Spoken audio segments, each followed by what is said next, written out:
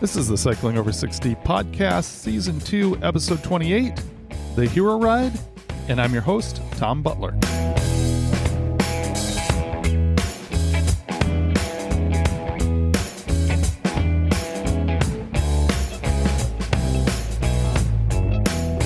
On the January 29th episode, I talked to my daughter about her decision to start cycling after her husband really got into doing cycling events with me. It was awesome news that she was going to start riding, but I was bothered by the bike she was going to use. You'll have to go listen to that episode to get more details on why. That being said, one thing led to another last week, and we decided to help her purchase a new bike. She is getting a unveil AR1. I think this will be a great bike for her.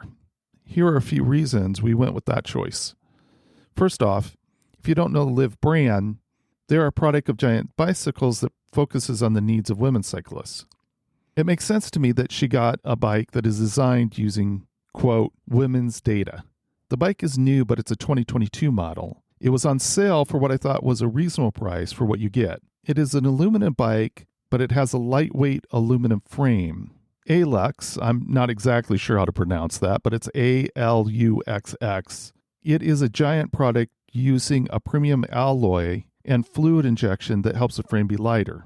To help the bike be more comfortable to ride, the unveil AR1 comes with a composite fork and a D-shaped composite seat post shaft. This means the bike is absorbing more from the road and not passing it on to the rider. She also liked having the ability to do some gravel rides, so the fact that the bike fits up to 38 size tires was a good feature as well. One of the biggest selling points for me is that it comes with a 105 group set. I see that as being durable enough for her to do events and the training she needs to do. 105 also means hydraulic disc brakes, which I think makes sense for the wet hills that she'll be no doubt riding on here.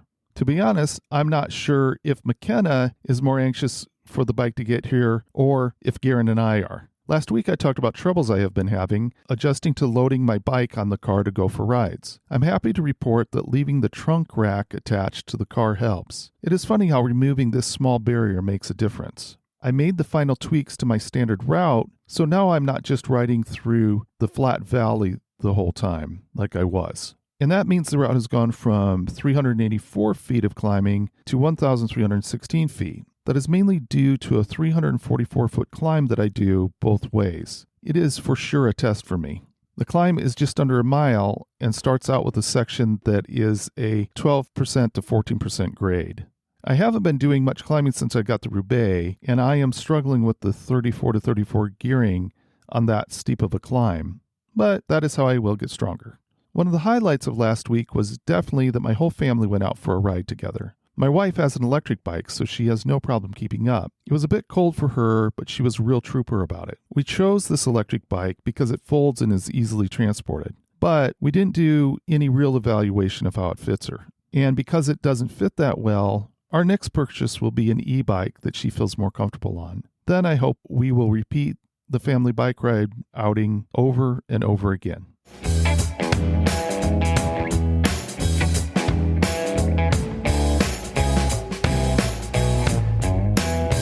Sometime in the future, I want to be able to escape the winter rain and take a bicycle trip someplace warm and sunny. So I am curious about where the best location would be to visit midwinter. This week I ran across the Hero Ride in Bay St. Louis, Mississippi. The ride benefits the Mississippi Organ Recovery Agency. I was fortunate to get connected to Eddie Holmes, who organizes the ride, and he joined me this week for a conversation. Eddie is also the president of the Gulf Coast Bicycle Club and has been an avid fan of bicycles for a long time. Here is our discussion.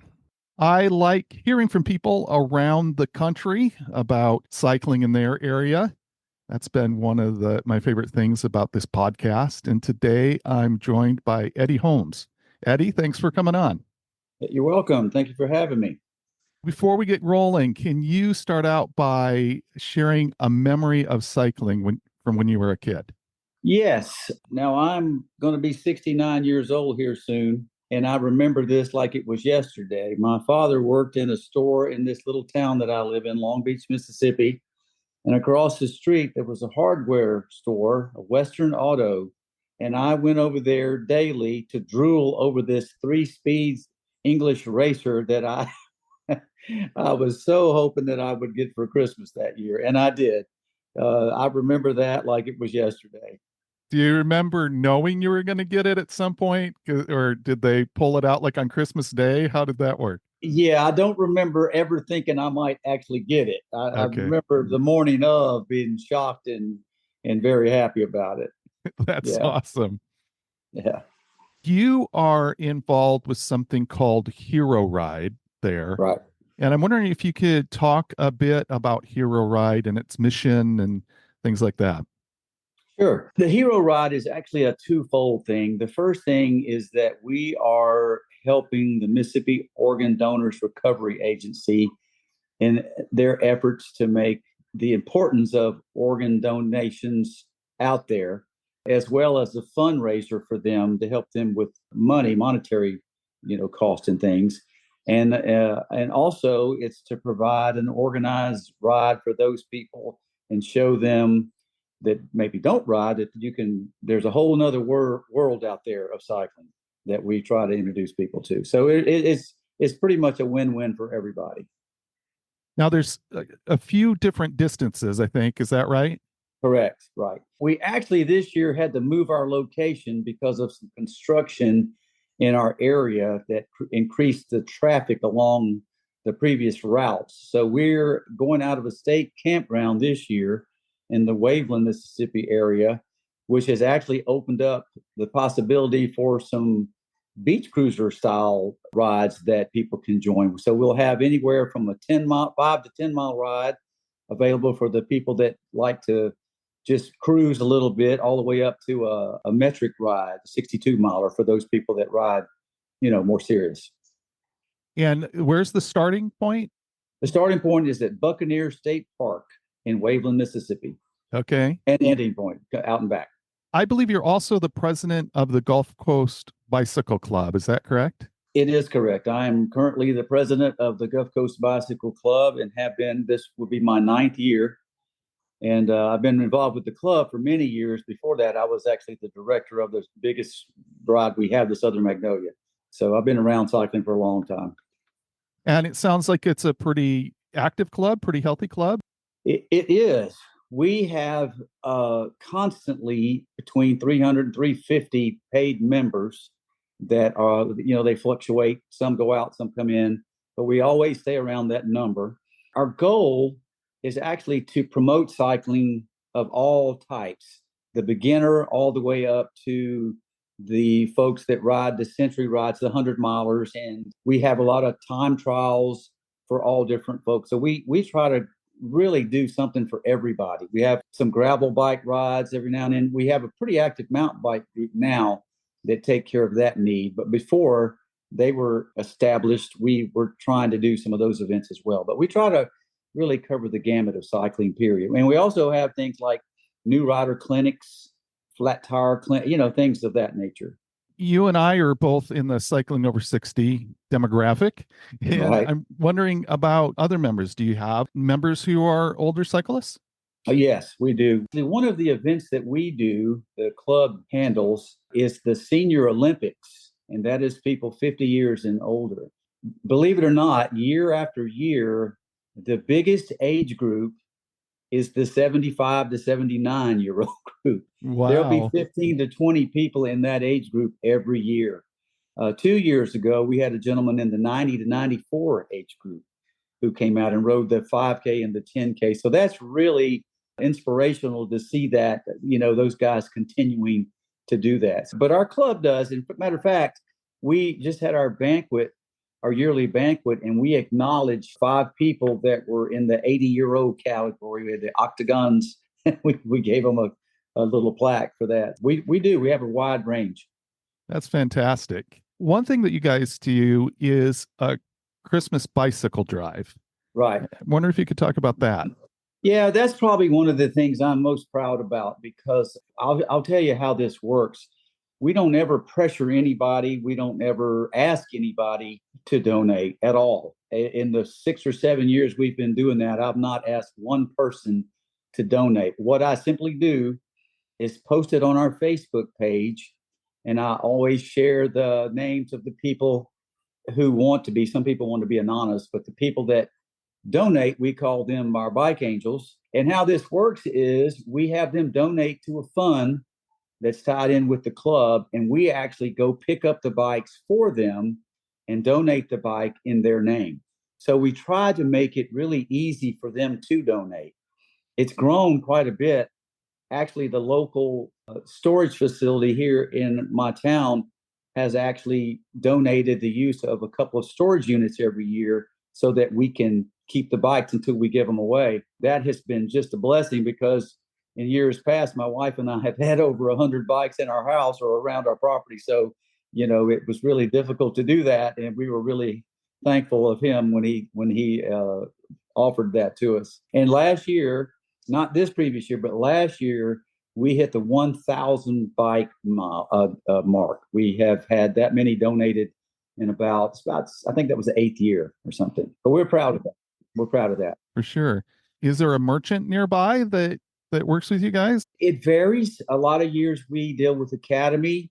Some years we deal with Walmart. I mean, the bike stores who we deal with a lot know that we can't, for cost effectiveness, we have to find the retail bikes. And we do use any local businesses that'll help work with us. And they're good about holding the sale price over, things like that. And I didn't mention this, but how we hand these bikes out, we have a great relationship with law enforcement here on the Gulf Coast. We work with the Harrison County, the Stone County, the Jackson County, and the Hancock County Sheriff's Departments. So they come out to our rides and work intersections and help us in a safety way. And so for that, we donate the bikes to them. We give each one of them a certain number of bikes because they know who actually needs the bikes.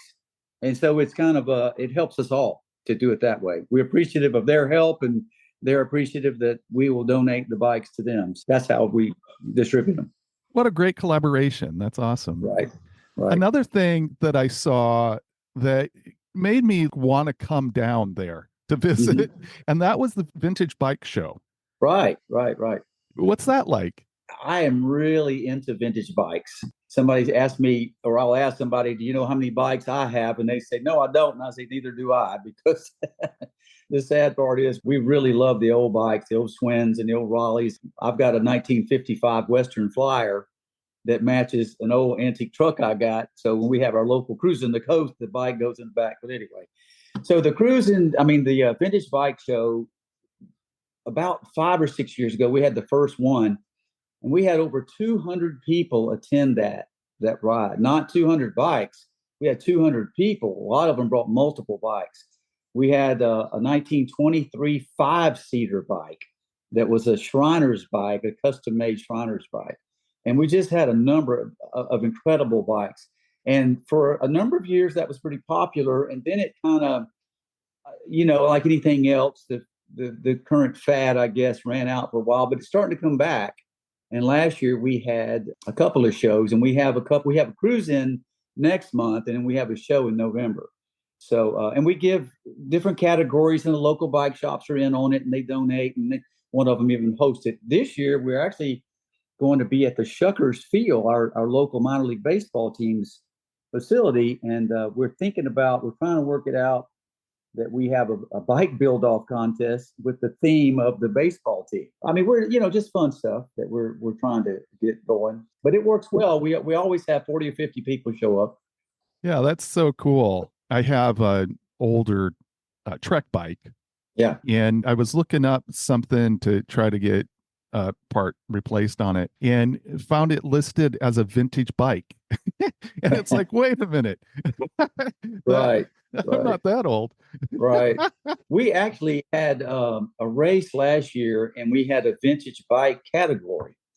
So that was included in the race, but they were only racing, of course, other vintage bikes. So that was pretty cool. Yeah, that's really fun. Yeah. Is cycling well supported locally by community leaders and legislation? It is. I think that it's grown over the last few years, especially because we have actually a number of times there've been an accident with a car and a cyclist, and the cyclist has not always come out okay, if you know what I mean. About 5 or 6 years ago, we had a huge safety meeting with our club and people interested in that, which included a few law enforcement people. And at that time, we chose somebody from our club to go out and actually speak to the chief of police or whoever was in charge of their local law enforcement agency and just kind of be one-on-one with them and find out if they had indeed were up on the rules of the road and the safety laws in Mississippi and more or less kind of introduce themselves to us and say, hey, what can we do? In you guys' mind, what can we do to help ourselves be a safer club? So we did a lot of that for a few years. We had a couple of commercials made. We actually worked with one of our local members that's his job, and we had commercials that are still running. And one was about the local rides with the family in the neighborhood, and one was about the harder core riders. So we've done a number of things like that over the years. Yeah, I think certain cities, of course, are going to always promote it more than others, I think, but they're all on board here along the coast where we live, I believe. I'm happy about that too. Yeah, it seems like that's a natural place for people to want to bike Right, is by the coast. So it's good to right, hear that. Going back to the Hero Ride, organizing a cycling event involves a lot of planning, of course. right. I'm wondering if there are some key logistical challenges that you face in coordinating the Hero Ride, and especially considering your location there on the Gulf Coast. Well, I've said this 100 or 1,000 times. The average person that comes to a ride really doesn't understand what all it took to put that event together. Because in some cases there's permits to get, in some cases there's special permission needed to have the event, and then the logistics of the route, always trying to find a safe route, the safest possible. When I started with the club, they did a lot of routes that were a big circle that would start going out one direction and end up another direction, and I immediately changed that to out and back because of the number. Logistic wise, it's just so much easier because you need half the manpower, and it's also safer because you see people on the road and that type thing. But one of the things we do is we are really concerned with, we have SAG support. We have people that multiple SAG support. When we give them a bib, we have the SAG support contact information on the back of the bib. We make sure they know that. We also divide our SAG support up into sections of the course where if somebody needs somebody, they're not 50 miles away, they may be 15 miles away or something like that. Because that's the problem I faced in the past myself with other events.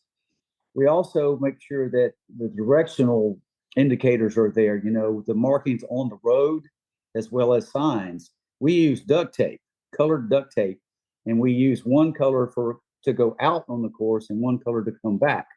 And that has really, I don't know, it's just cut down on the number of people that say I'm lost. In fact, I really hear a lot, and I just hear this a lot. We hear people say, man, your course is really marked well. We really appreciate that. So we really spend a lot of time with that. We have a lot of signs, and we have some people that are good at the SAG support, and they help with picking up, because another part to that is that law enforcement is always, adamant about is, we don't mind you putting the signs out, but when it's over, let's pick them up. So we have somebody who follows the last rider in, and they also are picking up signs as they come in. But lots of part. And then rest stops, always a big part. And one of the challenges we always face is trying to make sure people register in time. The ones that wait to the last minute really make it difficult to plan as far as supplies you need for rest stops and things like that, which in some cases are safety issues, when it's really hot here in the summer, and make sure people are have enough fluids and nutrition and all that stuff. So like I said, lots of parts to an event, really is. Do you have to worry about storms and things like that? Is that a concern?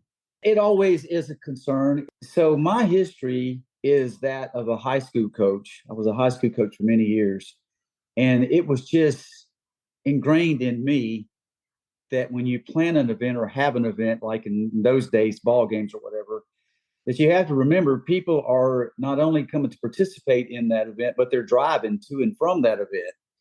And so if we have the time to cancel or not, we don't hardly ever cancel an event, but we might reschedule an event if the weather is actually calls for it. You know what I mean? If not, and I'm not talking just rain, but if it's really dangerous situation or a question mark in our mind, we're going to always err on the side of caution and reschedule if we need to. We don't do that very much in our area. We don't have to do that very much, but we have done it.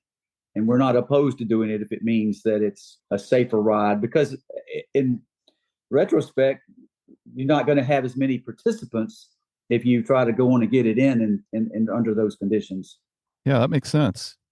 I'm always interested in places to escape from the north in the Right, wintertime. And right. so talk about Mississippi as a place for people to travel and cycle in March. Well, even right here where we live in Mississippi Gulf Coast, I mean, it might be 30 degrees tomorrow, but the next day it might be 75. So So if you can't ride 1 or 2 days in a row, just hang on, because it's not long before you'll be able to get out on the bikes.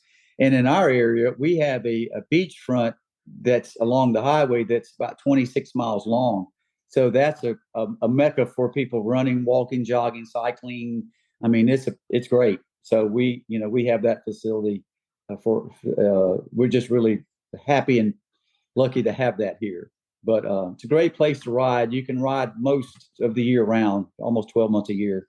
Is it a destination place for tourists? Yeah, I mean, sure. We have the casinos here, which draw people in. We have the Beauvoir home, Jeff Davis's home in Biloxi. We have a Coliseum here locally. We have a big aquarium that was just built, and we're 75 miles from New Orleans, Louisiana, to our west, and Mobile, Alabama, to our east. So we're kind of in the middle there. It's a good place. Normally with that comes good restaurants and things like that. Right. A lot of good restaurants on the coast here. I haven't mentioned this, but one of the one of the events we have, and this came out of just sheer coincidence, but we have an event that we call the retiree/work skipper ride. And that is a ride that we do. We'll have 30, 35 people show up to that ride, some retired, some skipping work. And we go ride and come back, and we go to a restaurant, and we eat as a group. And we go 35, 40 miles from here either way. We have these rails to trails, and we'll do some of those. But so we have some, and those are cool. People love them. They get what they will. We'll start and say, okay, meet back here at this time, and then we'll go eat. Yeah, we eat a lot. Well, it's such a great way to build community, I think, is Right. to do rides like that and eat together and Right. experience places. So that's great. Has the Hero Ride evolved quite a bit since its inception? The Hero Ride was something that the Mississippi Organ Donors started up in the northern part of Mississippi. And so I think they got wind of our club, and I think somebody in that organization actually cycles probably, and they approached me about having an event. So with Trisha Bird, who is the director of that organization down here, she and I put together the first Hero Ride, and right off the bat, we had over 200 riders the first year. It broke all the records of everything they've ever had in North Mississippi. So we'll draw between 200, 250 riders every year. That's been a pretty consistent so far, pretty consistent number. Is it pretty easy to engage volunteers and people to help out? For the Hero Ride, they have a wide range of not only volunteers but and or employees, I believe, that come out for that day. That is a challenge that I face all the time with our other events, but it has not been for that ride because they do have a lot of people that come out. And we place, like, well, a minute ago we talked about safety aspect of it, but we have people whenever possible. If it's an intersection that we're a little concerned about, we try to have somebody there with a yellow vest on and helping direct traffic and just being there. So that takes more manpower when you're trying to do something like that. And they always provide a good number of people to help out with that. I imagine. I mean, it's such a great program. I don't remember the name of the organization. What's the name of the organization that it benefits? Oh, the Mississippi Organ Recovery Agency. Yeah. So that's a great agency and obviously great work they do. Right, right. And so I'm sure that all year long they have people that are interested in supporting what they're doing. So that And one of the cool things about it is some of the people from the agency will get up and welcome everybody before the ride and talk about the importance of it. And there's always people that are about to do the ride that are either people who donated or the recipients of it. So, and they're always willing to speak up and say, I appreciate this, because I benefited from it. And that's pretty cool. And that happens every year. That really is a great element of it. Right. That's awesome. Do you have any memories from the ride? Anything that you can think of that built awareness or memories about unique things about the ride? About the hero ride? Yeah. Yeah. I think the fact that there's a lot of people that are willing to donate their time to help, but also there's a lot of people that register and they have no intentions of riding. They're just trying to help the cause out. And it's just the fact that people do little things like that, I believe, that make it what it is, And like I said, it's a great cause, and it brings community together. I think that it's just going to continue to grow, honestly. But I've always had that first year. I think when somebody spoke up and said, I had a kidney because of so and so who donated, and that kind of sticks in your mind. Yeah, for sure. You said, if I heard you right, this is the first year that you're having like a beach cruiser, kind of more casual ride. Is that correct? Yes, it is actually what we're calling a beach cruiser ride. We've had some shorter rides, but this is actually because you're over there by the beach, and it's actually a better area for us to do that than where we were before. And honestly, most people ride the further distances. A lot of people will do the full metric, but a lot of people will do the 40 miler. That's going to be a big. What's cool this year is that because we're on a new route, there's an area it's a neighborhood that's named after Florida, and every street in there's got a name, Daytona Road or Ocala Road or whatever. And so we titled that Ride to Florida, and do some things like that. So, and people say, I'm riding to Florida today, and, get a kick out of it. So it's just all in fun. Yeah, that is fun. I like that. Do you see some broader impacts from the Hero Ride as far as the community is concerned? Are people pretty familiar with it coming up, or is it featured by news organizations? How's the kind of broader impact? The media does cover it. The media will talk to one of the representatives there a lot of times. Occasionally, they'll talk to me about the ride itself. I do think that it's pretty much established itself as an annual event, because I have a lot of people that are asking me for dates for the following year so they can make sure that they plan accordingly so that they're off or make arrangements to get a hotel room or something like that. So I do think that it's established enough to have those things happen. The local communities, like, for example, we had to move this year to another town. Well, and I say that it's only 4 miles away from the start, but it is another town, which means another police agency that you're dealing with and people like that. And they're always willing to help when you tell them that this is what you're doing and this is why. So, and I think it's well enough now that we really don't even have to tell them that anymore. Gotcha. How do you measure the success of the Hero Ride? Well, I think it's twofold, really. It's the number of people that come out to participate, but then in turn, it's also the amount of profit that they make that they can put into that organization for that cause. That has to be one of the most things considered, a success when you are able to really make a profit good enough to turn around and help do what you're trying to establish there. I think there's something that's maybe a little hard to measure. It is. But I think that, it's like anything else. If you're able to cover, and I'll give you an example. Our big ride is called the Southern Magnolia Ride. This was the 15th year that we put this event on, just this past year. At our banquet, I asked our folks in the audience there, who are, established riders, been riding for years and years and years. How much do you think it costs to put this ride on? We had 320, 330 people participated, and we had rest stops and all that. And my question was, how much do you think it costs to put this event on? And I asked $5,000, raise your hand. A number of hands went up, 8,000, 10,000 people, and some, then the hands went down when it got up to that. And the answer to the question is it's $15,000. People have no idea what it costs to put all these things on.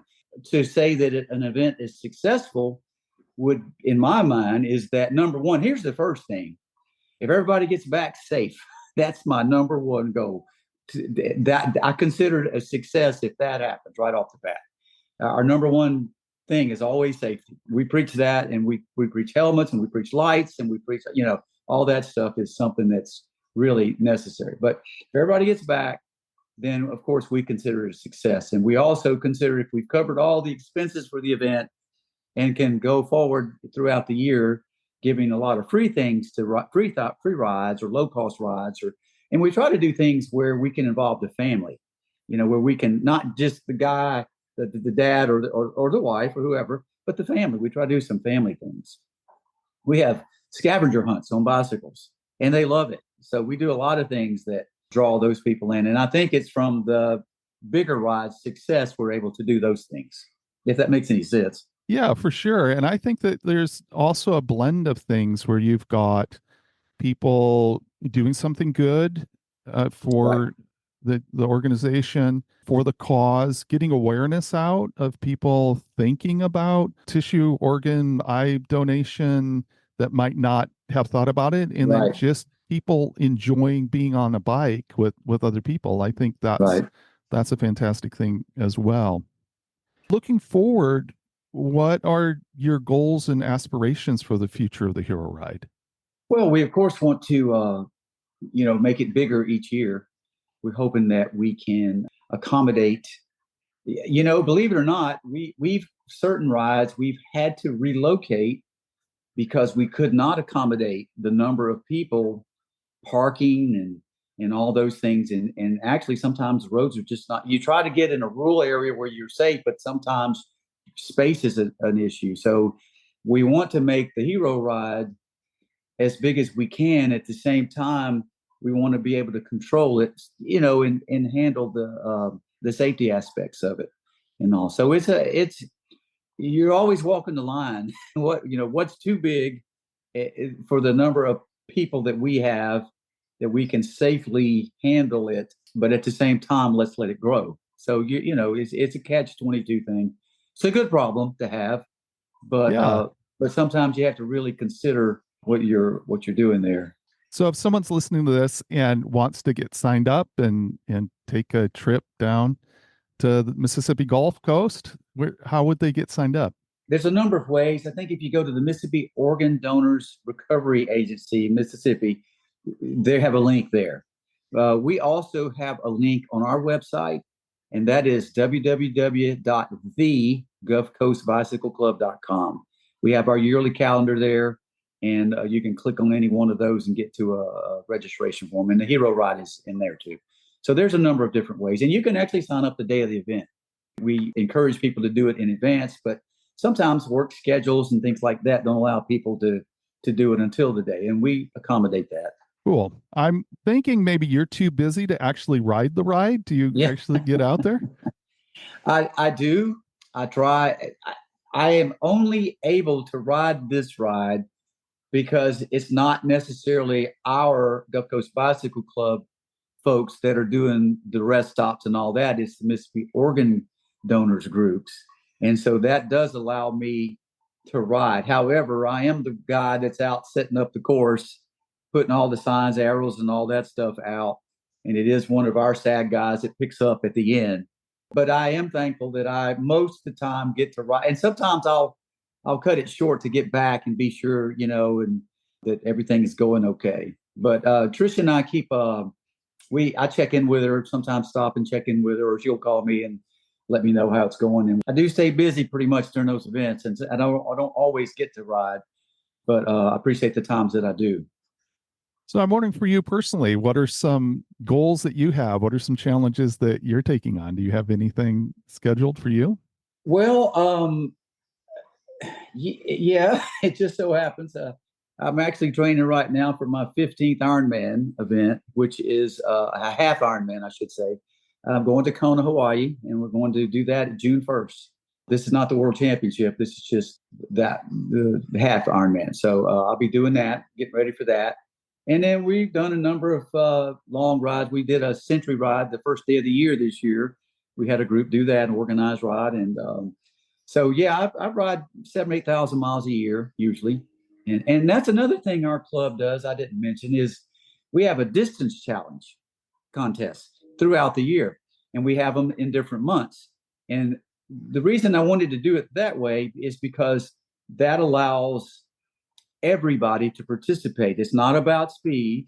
It's just about how far can you ride. It doesn't matter how long it takes. So we'll have a month-long challenge. We'll have a single day challenge. We have, like I said, a yearly challenge. And we've just had some incredible numbers. I mean, last year, the young lady that won the overall thing was over 15,000 miles. So it's just incredible. But you know what? The key to that is that it gets people out riding.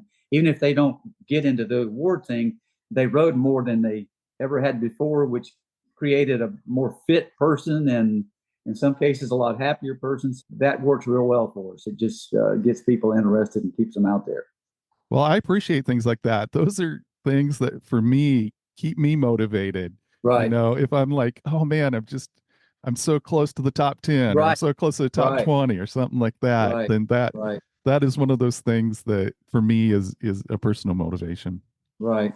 I want to thank you as somebody that does rides, and benefits from the work people like you do, rolling into a rest station or a food station Right. or whatever. Thank you so much for caring about people cycling and doing what you do. Well, I appreciate that. Those of us that are out there, I mean, we just enjoy it. We enjoy the cycling world. You know what I mean? It's just, I used to, when I was growing up, there used to be guys, older guys retired, and they go hang around the general store with the stove and all and tell stories. Well, my group goes to bike shops. We sit around looking at the newest and latest and doing all and that type of thing. So, but I do appreciate the kindness and the thoughts. We are in a really good location. We just have a good group of folks, and they like to come out and represent the club. When we go off to other events, we represent the club, in those ways as well. We'll go out and take 25, 30 people to a local ride and ride as a club in some cases. So we have a good group. It's a good organization. That's fantastic. What bike are you riding these days, or bikes are you riding these days? My road bike is a Specialized Roubaix that I have. Of course, I have time trial bike, a Trek Speed Concept. That was actually, most of that was donated when I retired. My staff actually made a donation towards that, which largely covered it. So that was pretty nice. But I'm on the Roubaix most of the time, the road bike. I enjoy it. That's what I have, a Roubaix. I Right. got last year I got a 2022 Roubaix, and I'm really enjoying it. Well, I can tell you a quick story about mine. That is probably, in all the years that I've ridden, and it's been a long time, that is definitely the most comfortable bike I've ever had. And one year, about 5 years ago, after the first ride of the year, we were all fired up and excited about it. And I put it on my back of my rack, which I hardly ever do. And I got down the road and stopped at a store, and my bike was gone. Oh, And I knew nobody took but it fell off the rack. It was my fault. I didn't cinch oh, it down like I always do. I was so excited about riding. So a number of us went out and looked and looked and looked, and we just couldn't find it. And a month went by, 5 weeks, 6 weeks went by. So I bought a new Roubaix, and my daughter, who was persistent, kept looking and found it. She wow. found it on Marketplace. A gentleman in another town had it and trying to sell it. So through some law enforcement agencies, I was able to recover it. And I liked it so much, I sold the new bike and kept that one. That has been a story that has stayed with me over the years. People, I pull up on it and they'll say, "Is that the bike you lost?" Yeah. Well, good for your daughter. Yeah. Yeah. Yeah. She was definitely adamant she was going to keep looking for it. Eddie, thank you so much for taking the time to talk about the hero ride, for again taking the time that you take to do all you do, whether it's the club or the different rides that you do. That's awesome. And thanks for jumping on here and talking about, Mississippi as a place. If you're looking for someplace to escape to, go check out the Hero Ride. And Yeah, come join us. We got room. We can get you in. awesome. Well, take care now. Thank you. Nice talking to you.